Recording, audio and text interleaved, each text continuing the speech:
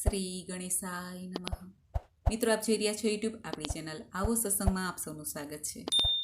મિત્રો, આજે આ વિડીયોમાં આપણે સાંભળીએ તારીખ 17 જુલાઈ 2023 અષાઢ માસની અમાવસ્યા. સોમવારે આવે છે એટલે સોમવતી અમાવસ્યા અને હરિયાળી અમાવસ્યા પણ આ અમાવસ્યાને કહેવાય છે. ચોમાસાની ઋતુમાં આ અમાસની તિથિ આવે છે, તેથી તેને હરિયાળી અમાવસ્યા કહેવાય છે. આ અમાવસ્યાના મહાત્મય વિશે તથા સોમવતી અમાવસ્યાની વ્રતકથા પણ સાંભળીશું.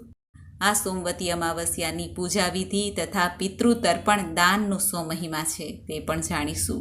જો આપને આ વિડીયો પસંદ આવે તો લાઈક કરજો, શેર કરજો. આપ આ ચેનલ પહેલી વખત જોઈ રહ્યા છો તો સબસ્ક્રાઈબ કરી લેજો, જેથી આવનાર નવા વિડીયોની માહિતી આપ સુધી તુરંત પહોંચી શકે. ધન્યવાદ. મિત્રો, આ અષાઢ માસની અમાવસ્યા કે જેને સોમવતી અમાવસ્યા કહેવાય છે તેનો ઘણો મહિમા છે. સોમવાર અને અમાવસ્યા હોય એટલે રાજાધિરાજ મહારાજ ભગવાન મહાકાલ મહાદેવની પૂજાનો મહિમા બતાવે છે. સોમનાથ ભગવાન કે જેઓ ચંદ્રમૌલેશ્વર છે તેમની પૂજા કરવાથી સર્વે પાપ નષ્ટ થાય છે. પ્રભુ સદૈવ કૃપા કરે છે આવા ભક્તો ઉપર. રોગ ઋણ કર્જમાંથી મુક્તિ મળે છે. આધિ વ્યાધિ ઉપાધિમાંથી મુક્તિ મળે છે. આ અષાઢ માસની અમાવસ્યાને મૌની અમાવસ્યા પણ કહેવાય છે.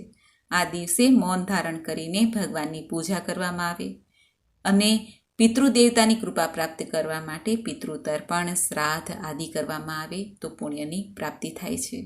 આ અમાવસ્યાના દિવસે પવિત્ર નદીઓમાં સ્નાન દાન જપનો પણ મહિમા છે. પીપળાના વૃક્ષનું પૂજન થાય છે. 108 પરિક્રમા કરાય છે. દીપદાન કરાય છે. તુલસી માતાજીની સેવા પૂજા થાય છે અને ભગવાન ભોળાનાથની સેવા પૂજા થાય છે. આટલા કાર્ય માત્ર કરવાથી પણ આ અમાવસ્યાના દેવતા પ્રસન્ન થાય છે અને ઘરમાં સમૃદ્ધિ આવે છે. વિવાહિત મહિલાઓ સૌભાગ્યની પ્રાપ્તિ અર્થે પતિના દીર્ઘાયુ માટે આ સોમવતી અમાવસ્યાનું વ્રત પણ કરે છે.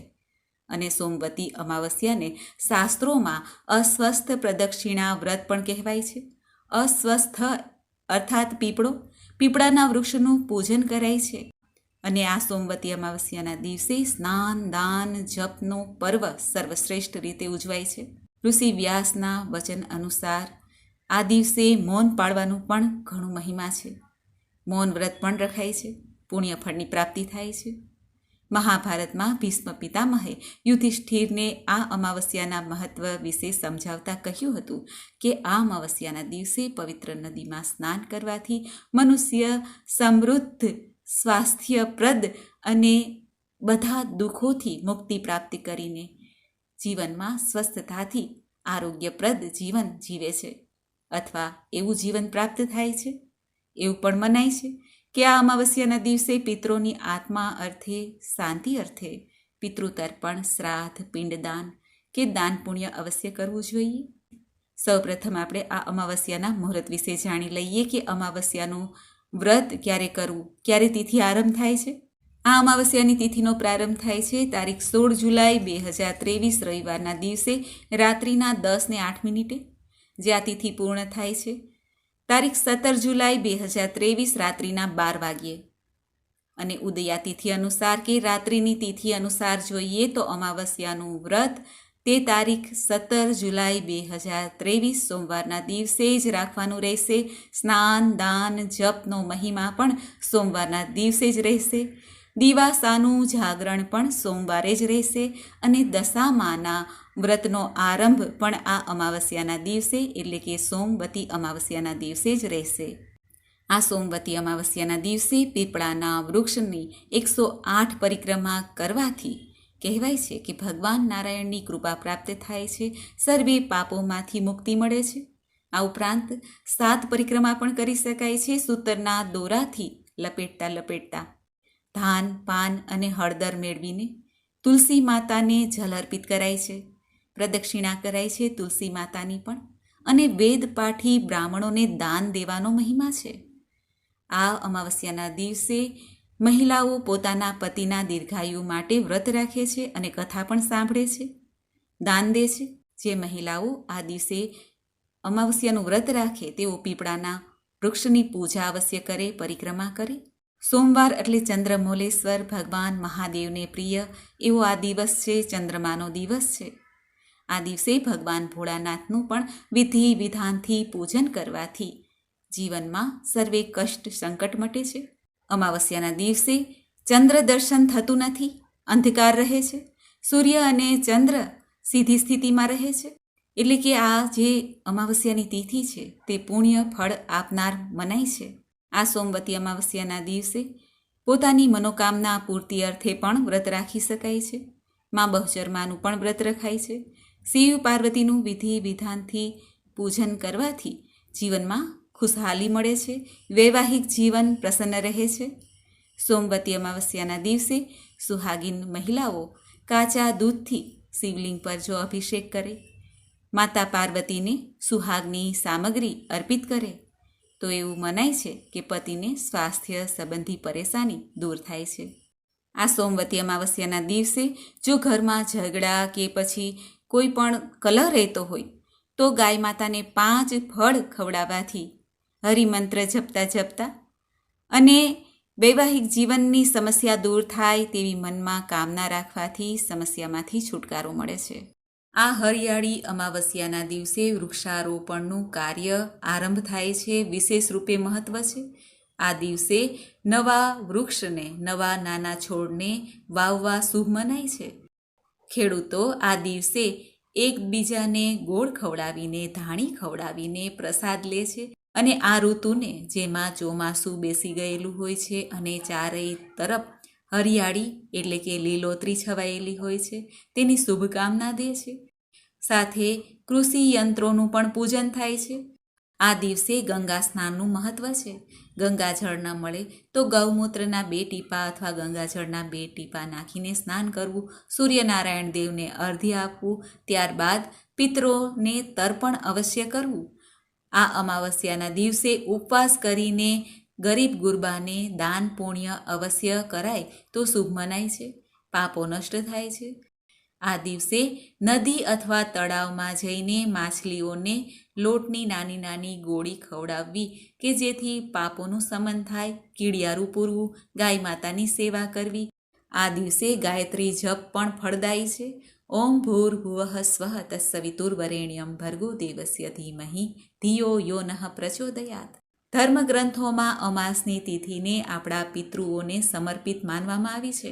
આ દિવસે પિતૃઓને યાદ કરીને પિતૃઓના નિમિત્તે તર્પણ દાન અવશ્ય કરવું. અમાવસ્યાની તિથિએ ખાસ ધ્યાન રાખવું જોઈએ કે રાત્રે કોઈ પણ સુમસાન જગ્યાએ જેવી કે સ્મશાન ઘાટ, કબ્રસ્તાન કે આસપાસમાં કોઈ અવાવરું જગ્યાએ ન ફરવું જોઈએ. અમાસની રાત્રે નકારાત્મક શક્તિ સક્રિય હોય છે. આથી બને ત્યાં સુધી આવી જગ્યા પર જવાથી બચવું જોઈએ. અમાવસ્યાની તિથિએ સવારે વહેલા ઉઠીને બોલ્યા વગર જ કાળા તલ પાણીમાં નાખીને સ્નાન કરવું જોઈએ. જો તીર્થ સ્થાનમાં હોઈએ તો ત્યાં જવથી સ્નાન કરાય તો ઉત્તમ છે. ત્યારબાદ સૂર્યદેવને જળ આપવું. બને ત્યાં સુધી સવારે સ્નાન કર્યા પહેલાં કંઈ જ બોલવું નહીં, મૌન રહેવું. અમાસના દિવસે તામસિક ભોજન જેવા કે ઈંડા, માંસ, મદિરા આદિનું સેવન ન કરવું જોઈએ. સાત્વિક ભોજન જ લેવું જોઈએ. આમ તો આપણા હિન્દુ ધર્મમાં અનેક રીત રિવાજ, વ્રત ત્યોહારની પરંપરા છે. હિન્દુ ધર્મ પ્રમાણે દરેક મહિનાની અમાવસ્યા તિથિએ શ્રાદ્ધ કરવામાં આવે છે. અમાવસ્યાની તિથિ એટલે પિતૃતિથિ. કહેવાય છે કે કોઈ પણ મનુષ્યએ કોઈ પણ કાર્ય કરતા પહેલાં પોતાના પિતૃઓને, પૂર્વજોની પૂજા અવશ્ય કરવી જોઈએ. તેથી પિતૃ જો પ્રસન્ન થાય તો દેવતા પણ પ્રસન્ન થાય. આ જ કારણે હિન્દુ ધર્મમાં જીવિત વડીલોની સેવા તથા સન્માન કરવાનું અને તેના મૃત્યુ પછી શ્રાદ્ધ કર્મ કરવાનું મહત્ત્વ બતાવવામાં આવ્યું છે. મૃત્યુ પછી જીવનું યોગ્ય શ્રાદ્ધ કે તર્પણ કરવામાં ન આવે તો તેને મુક્તિ મળતી નથી અને આત્મા મૃત્યુલોકમાં આમ તેમ ભટકતી રહે છે એવું શાસ્ત્રોમાં કહેવાયું છે. જ્યોતિષશાસ્ત્ર અનુસાર પણ જો કુંડળીમાં પિતૃદોષ નિર્મિત થાય તો મનુષ્યને સફળતા મળતી નથી. જીવન પથ ઉપર વારે વારે ભટકવું પડે છે. એટલે કે પ્રયત્ન કરવા છતાં પણ કામયાબી મળતી નથી. મહેનતનું પૂર્ણ ફળ મળતું નથી. સંતાન ઉત્પત્તિમાં પણ ખૂબ જ પરેશાની, વિઘ્નો આવે છે. વારંવાર ધનહાનિ થાય છે અને ઘરમાં કંકાસનું વાતાવરણ રહે છે. સમસ્યાઓ આવ્યા જ કરે છે. માટે પિતૃ શ્રાદ્ધ, પિતૃ તર્પણ, પિંડદાન કરવા માટે અમાવસ્યાનો દિવસ ઉત્તમમાં ઉત્તમ છે. શાસ્ત્રોમાં બતાવેલું છે કે પિતૃ તર્પણ કર્યા પછી બ્રાહ્મણોને જરૂરિયાતમંદને દાન અવશ્ય કરવું જોઈએ. જો મૃત આત્માની તિથિનો ખ્યાલ ન હોય તો અમાવસ્યાની તિથિએ આ શ્રાદ્ધ તર્પણ કરવું ઉત્તમમાં ઉત્તમ છે. આમ તો આખા વર્ષમાં ભાદરવા માસની જે અમાવસ્યાના દિવસો છે, વદ પક્ષના જે દિવસો છે, 16 દિવસ છેલ્લા, એમાં પિતૃઓ પૂર્વજો દિવંગતોની આત્માને પોતાના પુત્ર પૌત્ર સ્નેહીજનોને મળવા આશીર્વાદ આપવા આવે છે. ત્યારે પિતૃદેવતા પૃથ્વી ઉપર આવે છે. આ ભાદરવા માસના 16 દિવસોમાં પણ પિતૃદેવને પ્રસન્ન કરવા માટે તર્પણ, શ્રાદ્ધ, પિંડદાન અવશ્ય થાય છે. પરંતુ દર મહિનામાં કોઈ તિથિ સ્પેશિયલ પિતૃદેવતા માટે હોય તો તે છે અમાવસ્યાની તિથિ. હરિયાળી અમાવસ્યાની સાંજે લક્ષ્મી પૂજનનું પણ મહાત્મય છે. લક્ષ્મીજીને પ્રસન્ન કરવા, જીવનમાંથી દુઃખ દરિદ્રતા દૂર કરવા માટે એક ઉપાય કરવામાં આવે છે. ઘરના ઈશાન ખૂણામાં, કે જે પૂર્વ અને ઉત્તરીય ખૂણો હોય તેને ઈશાન ખૂણો કહેવાય છે, ત્યાં લક્ષ્મીજી માટે ઘીનો દીપક પ્રગટાવવો જોઈએ. આ દિવસે દરિદ્રતા દૂર કરવા માટે ભક્તો આ ઉપાય અવશ્ય કરે છે. અમાવસ્યાના દિવસે હનુમાનજીની, કે જે ભૈરવ કહેવાય છે, તેની પૂજા આરાધના પણ ભક્તો કરે છે. અમાવસ્યાની સાંજે એટલે કે દિવસ આથમી જાય પછી હનુમાનજીની સેવા ઉપાસના થાય તો હનુમાનજી અત્યંત પ્રસન્ન થાય છે. આ ઉપરાંત પણ માઈ ભક્તો પોતાના કુળદેવીનું પણ પૂજન કરે છે. આખા ઘરમાં સફાઈ કરીને તથા મંદિરની પણ સફાઈ કરીને ભગવાનને ભાવથી પ્રેમથી નવા વસ્ત્રો સાથે બિરાજમાન કરાય છે. ઘરમાં સફાઈ કરીને 5 અગરબત્તી ઘરના મધ્ય ભાગમાં રાખવી જોઈએ. આમ કરવાથી ઘરમાંથી નેગેટિવ એનર્જી દૂર થાય છે. આ હરિયાળી અમાવસ્યાના દિવસે શ્રી હરિની પૂજા આરાધના પણ થાય છે. હરિયાળી અને હરિ બંનેનો એક સંબંધ છે. હરિ ભગવાન શ્રી કૃષ્ણ કહો કે ચતુર્ભુજ રૂપ ધારણ કરનારા, શંખ ચક્ર ગદા પદ્મ ધારણ કરનારા નારાયણ કહો. આ ભગવાન શ્રી નારાયણના સ્વરૂપનું આજે પૂજન અર્ચન થાય. અમાસના દિવસે જાતકની કુંડળીમાં જો પિતૃદોષ હોય, કાલસર્પ દોષ હોય, નવા જન્મેલા જાતક કોઈ ચંદ્રદોષવાળા હોય તેની શાંતિ કરાવાય છે. આ દિવસે યોગ્ય બ્રાહ્મણ પંડિતો પાસે આ ગ્રહોની શાંતિ કરાવવાથી પણ શુભ ફળ જીવનમાં મળે છે. આ હરિયાળી અમાસના દિવસે વિષ્ણુ સહસ્ત્ર નામ પાઠ કરવો ઉત્તમ છે. હનુમાન ચાલીસાનો પાઠ કરી શકાય તથા મહાદેવનો મૃત્યુંજય મંત્રનો જાપ પણ કરી શકાય. અમાવસ્યાની તિથિએ મૌન પાળવાથી ગાયોના દાન જેટલું પુણ્ય પ્રાપ્ત થાય છે. ભગવાન શ્રી રામજીએ દિવાળીના ઉત્સવ દ્વારા એ બતાવ્યું કે અમાવસ્યા શુભમાં શુભ અને મંગલકારી તિથિ છે. અમાવસ્યાના દિવસે સૂર્યનારાયણ દેવને અર્ધ્ય આપવાથી દરિદ્રતા દૂર થાય છે. જો કુંડળીમાં ચંદ્રમાં નબળો હોય તો અમાસના દિવસે ગાયને દહીં અને ભાત અવશ્ય ખવડાવવા જોઈએ. માનસિક શાંતિ મળે છે. મહાભારતમાં ભીષ્મ પિતામહે યુધિષ્ઠિરને આ દિવસનું મહત્વ સમજાવતા કહ્યું છે કે આ દિવસે જે વ્યક્તિ પવિત્ર નદીમાં સ્નાન કરે છે, પોતાના પિતૃઓનું તર્પણ કરે છે, તેમના પિતૃઓની આત્મા તૃપ્ત થાય છે. તેમજ આવા મનુષ્યના તમામ દુઃખ દૂર થાય છે, સુખ, સમૃદ્ધિ અને યશ પ્રાપ્ત કરે છે. આ અમાસના દિવસે શિવ મંદિરમાં જઈને માત્ર શિવજીના દર્શન કરવાથી પણ પુણ્ય પ્રાપ્ત થાય છે. આજના દિવસે અમાવસ્યાનું વ્રત થાય છે અને આ કથા સાંભળવાથી અનેક જન્મોના પાપ નષ્ટ થાય છે એવું કહેવાય છે. તથા ભગવાન મૃત્યુંજય મહાદેવની કૃપા પ્રાપ્ત થાય છે. મૃત્યુ પર પણ વિજય પ્રાપ્ત થાય એવી આ શુભ કથા અમાવસ્યાની કથા છે. આવો મિત્રો, આપણે સાંભળીએ સોમવતી અમાવસ્યાની વ્રત કથા. બોલો ભગવાન શિવશંકર શક્તિપતિની જય. કાંચી નામનું એક નગર હતું. એ નગરમાં દેવસ્વામી નામે બ્રાહ્મણ રહેતા હતા. એ બ્રાહ્મણની પત્નીનું નામ ધનવતી. સાચે જ તે લક્ષ્મીજીનો અવતાર હતી.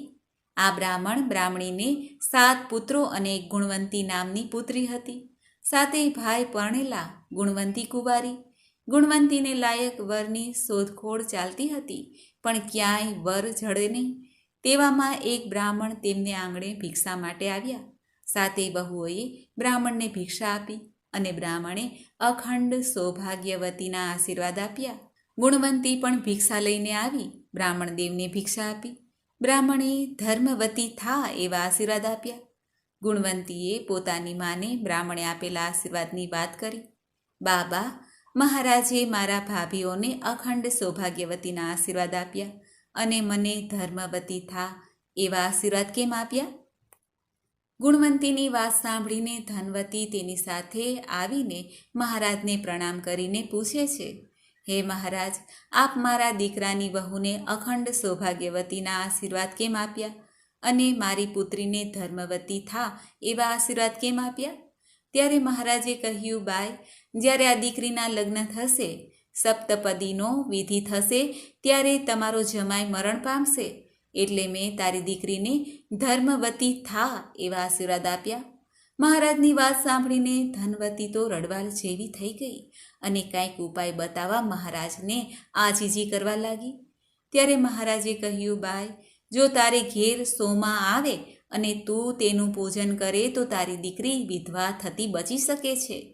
ત્યારે ધનવંતીએ પૂછ્યું, મહારાજ, એ સોમા કોણ છે? ક્યાં રહે છે? ત્યારે મહારાજે કહ્યું, બાઈ, સોમા સિંહલ દ્વીપમાં રહે છે અને તે જાતે ધોબણ છે. આમ કહીને મહારાજ તો આગળ ચાલવા માંડ્યા. સાંજ થઈ દેવસ્વામી ઘેરે આવ્યા. ધનવંતીએ મહારાજે કહેલી વાત દેવસ્વામીને કહી. ત્યારે આ સાંભળીને દેવસ્વામીએ પોતાના દીકરાઓને બોલાવ્યા અને કહ્યું કે આપણી બહેન ગુણવંતીના નસીબે વિધવાપણું લખાયું છે, પણ જો સિંહલ દ્વીપમાં રહેલ સોમા અહીં આવે તો આવતું વિધવાપણું અટકે, માટે તમારામાંથી કોઈ સોમાને લઈ આવો. આ વાત સાંભળીને સાતેય ભાઈઓ વિચારમાં પડ્યા. કોઈ જવા માટે તૈયાર થયું નહીં. સાતેય છોકરાઓને ચૂપ રહેલા જોઈને દેવસ્વામી બોલ્યા, હું તો સાતેય પુત્રે વાંઝ્યો છું. મારી દીકરીને આવતું વિધવાપણું અટકાવવા માટે એકેય દીકરો નથી, એટલે મારે જાતે જ આ ઉંમરે સિંહલ દ્વીપમાં જવું રહ્યું. બાપના આ શબ્દો સાંભળીને સૌથી નાનો શિવસ્વામી બોલ્યો, બાપુજી, મારા જીવતા તમારે સિંહલ દ્વીપ જવાનું હોય કંઈ, હું બહેનને લઈને સિંહલ દ્વીપ જઈશ, સોમાને લઈ આવીશ. આમ કહીને શિવસ્વામી ગુણવંતીને લઈને સિંહલ દ્વીપ જવાની તૈયારી કરવા માંડ્યો. ભાઈ બહેન શુભ સુકન જોઈને સિંહલ દ્વીપ તરફ ચાલ્યા. રાત અને દહાડો ચાલે છે. થાક લાગે છે ત્યારે બેસે છે. ભૂખ લાગે તો કંઈક ફળ નજરે પડે તો ખાઈ લે છે. નદી કે કૂવો આવે તો પાણી પી લે છે. ચાલતા ચાલતા સમુદ્ર કિનારે આવ્યા.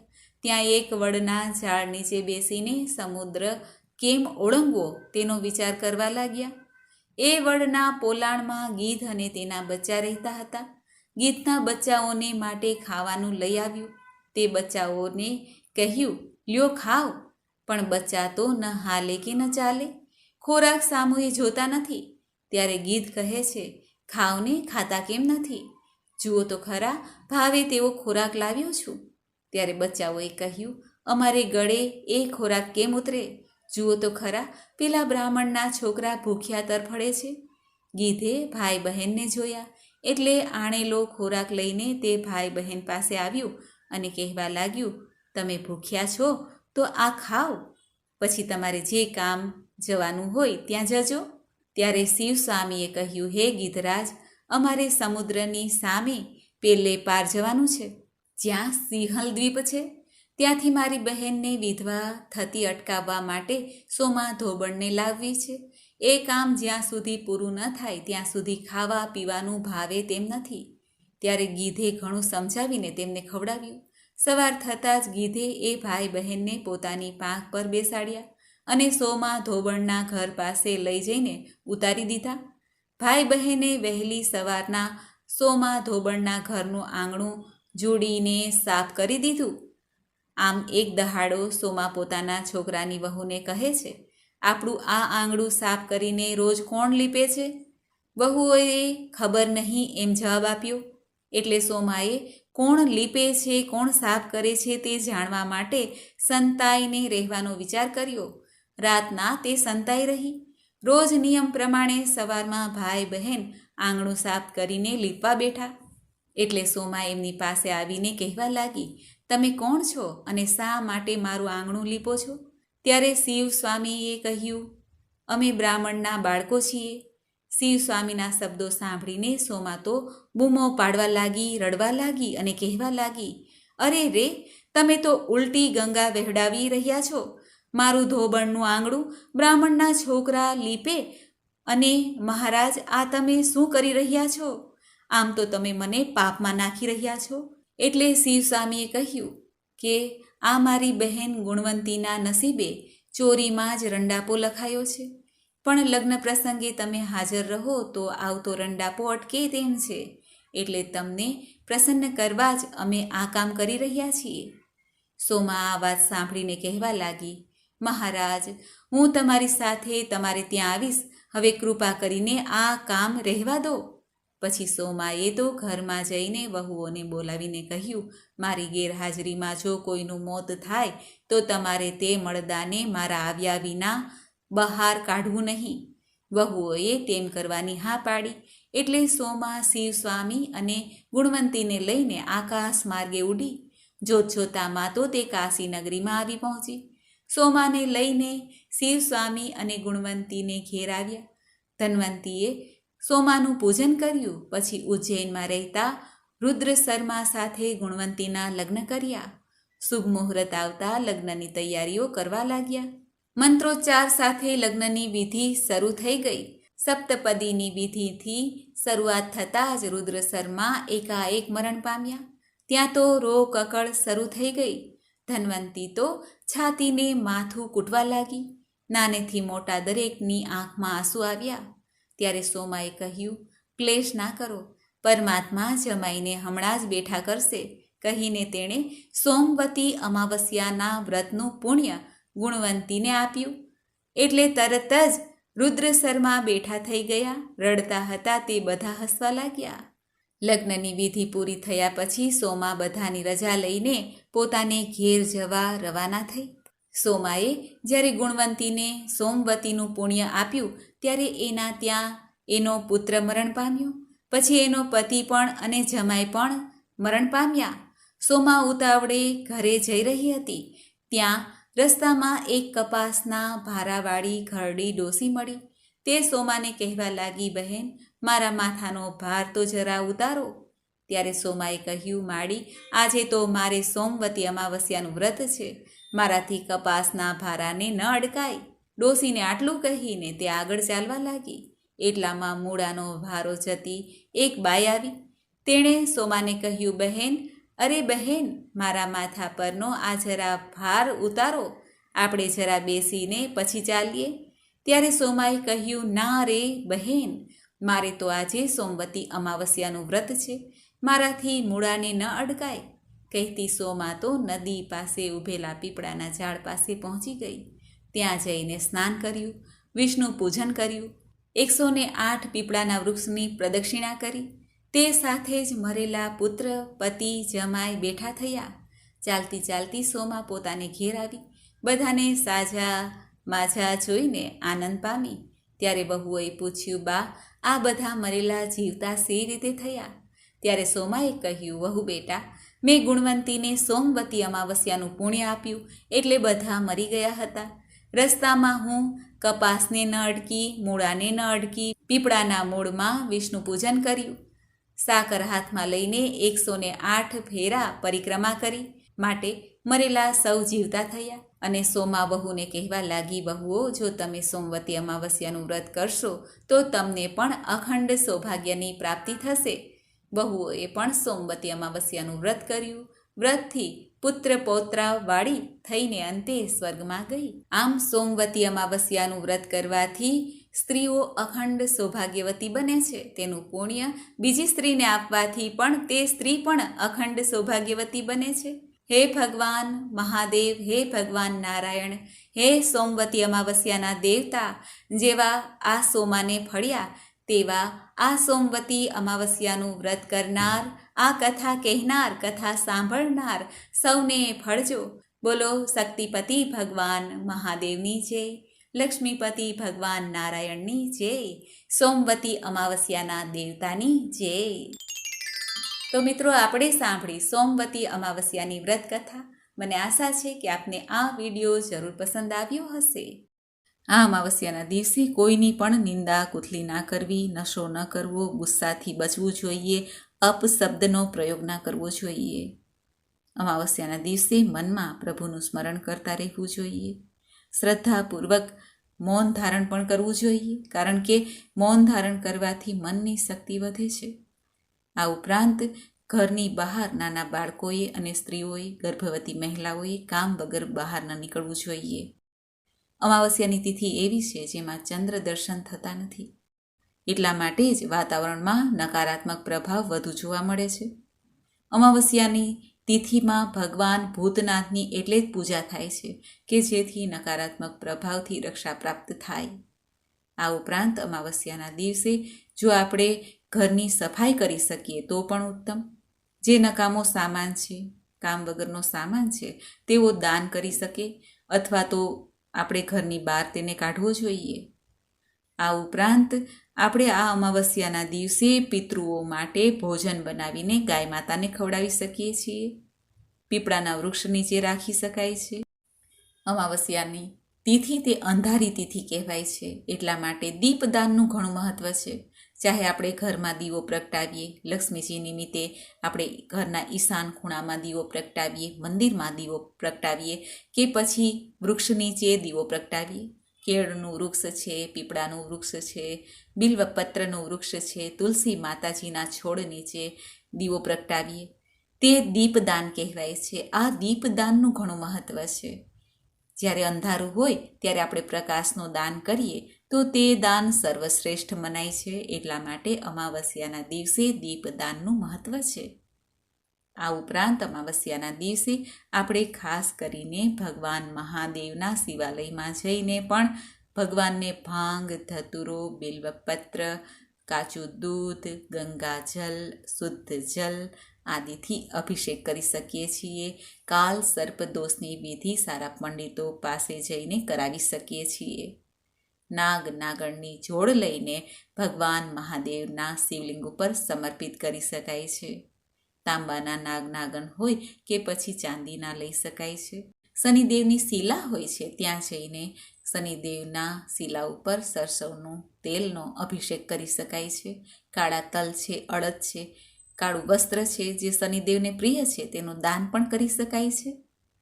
આ અમાવસ્યાના દિવસે કોઈની ઘરે આવવું જાવું બને ત્યાં સુધી ટાળવું જોઈએ. પારકું ધન છે, પારકું અન્ન છે, તેનો પણ ત્યાગ કરવો જોઈએ. કારણ કે અમાવસ્યાના દિવસે વધુ પડતું જે જાદુ, ટોના ટોટકા થાય છે, તેનાથી રક્ષા માટે આપણે આપણી કાળજી અવશ્ય રાખવી જોઈએ. સોમવતી અમાવસ્યાની કથા, સોમાની કથા અવશ્ય સાંભળવાનો મહિમા છે, જે પાપોમાંથી મુક્તિ દેનાર છે, પુણ્ય ફળ પ્રાપ્ત કરાવનાર છે અને અંતે ગોલોકધામ, શિવલોકધામની પ્રાપ્તિ કરાવનાર છે. ઓમ તત્પુરુષાય વિદ્મહે મહાદેવાય ધીમહિ તન્નો રુદ્ર પ્રચોદયાત. બોલો ભગવાન ભોલે બાબા કી જય, પિતૃદેવતાની જય. મિત્રો, મને સાંભળવા માટે ધન્યવાદ. આપ સૌને મારા જય શ્રી કૃષ્ણ.